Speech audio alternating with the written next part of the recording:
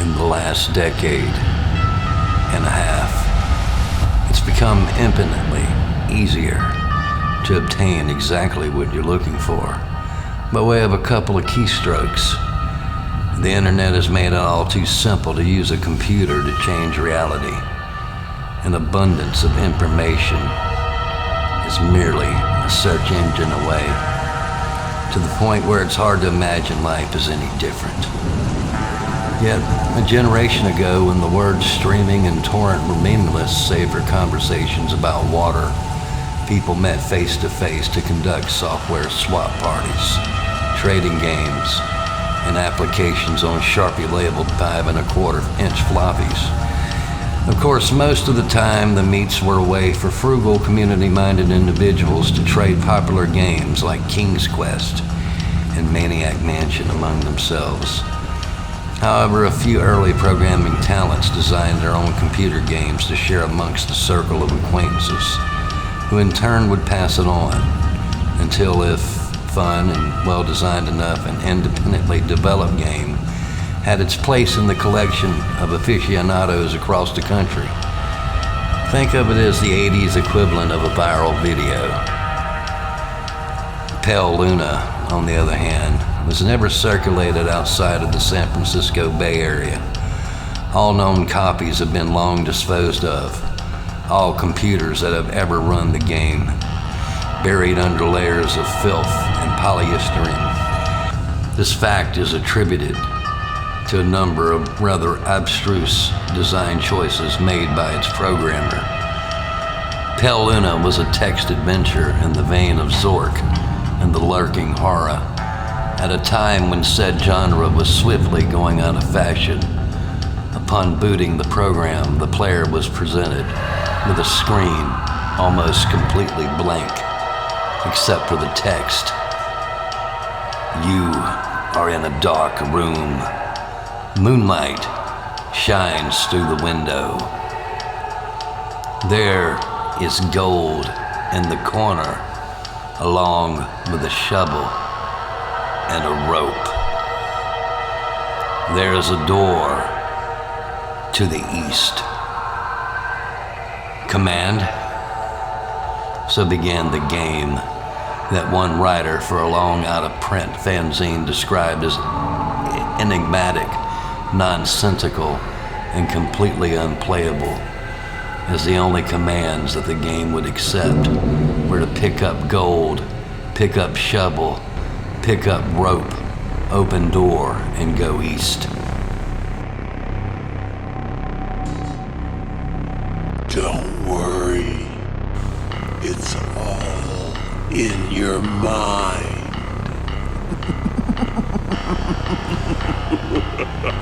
Reap your reward. Pale Luna smiles at you. You are in a forest.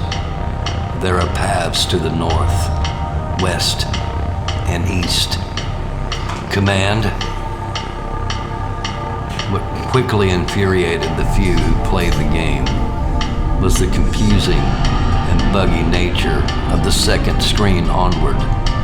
Only one of the directional decisions would be the correct one. For example, on this occasion, a command to go in a direction other than north would lead to the system freezing, requiring the operator to hard reboot the entire computer.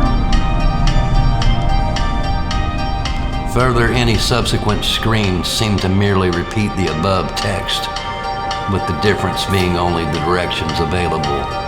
Worse still, the standard text, adventure commands appeared to be useless. The only accepted non-movement related prompts were use gold, which caused the game to display the message, not here.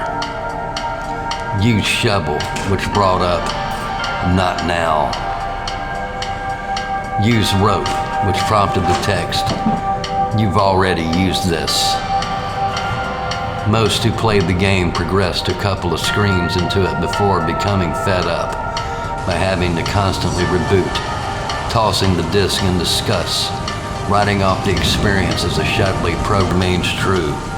No matter the era, some people who use them have way too much time on their hands.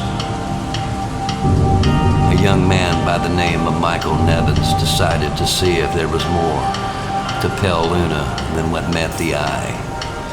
5 hours, 33 screens worth of trial and error, and unplugged computer cords later, he finally managed to make the game display different text. The text in this area read, "Pale Luna smiles wide. There are no paths. Pale Luna smiles wide. The ground is soft. Pale Luna smiles wide. Here? Command?" It was another hour still before Nevin stumbled upon the proper combination of phrases to make the game progress any further. Dig hole, drop gold, then fill hole. This caused the screen to display, "Congratulations, 40.24248, 121.4434. Upon which the game ceased to accept commands, requiring the user to reboot one last time. After some deliberation, Nevins came to the conclusion that the numbers referred to lines of latitude and longitude. The coordinates led to a point in the sprawling forest that dominated the nearby Lassen Volcanic Park. As he possessed much more free time than sense, Nevins vowed to see Pale Luna through to its ending. The next day, armed with a map, a compass, and a shovel, he navigated the park's trails, noting with amusement how much and how each turn he made corresponded roughly to those he took in the game. Though he initially regretted bringing the cumbersome digging tool on a mere hunch, the path's similarity all but confirmed his suspicions that the journey would end with him face to face with an eccentric's buried treasure. Out of breath, after a tricky struggle to the coordinates, he was pleasantly surprised by a literal stumble upon a patch of uneven dirt. Shoveling as excitingly as he was, it would be an understatement to say that he was taken aback when his heavy strokes unearthed the badly decomposing head of a blonde-haired little girl. Nevins promptly reported the situation to the authorities. The girl was identified as Karen Paulson.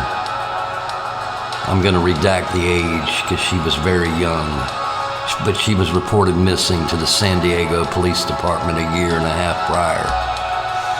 Efforts were made to track down the programmer of Pale Luna, but the nearly anonymous legal gray area in which the software swapping community operated inescapably led to many dead ends.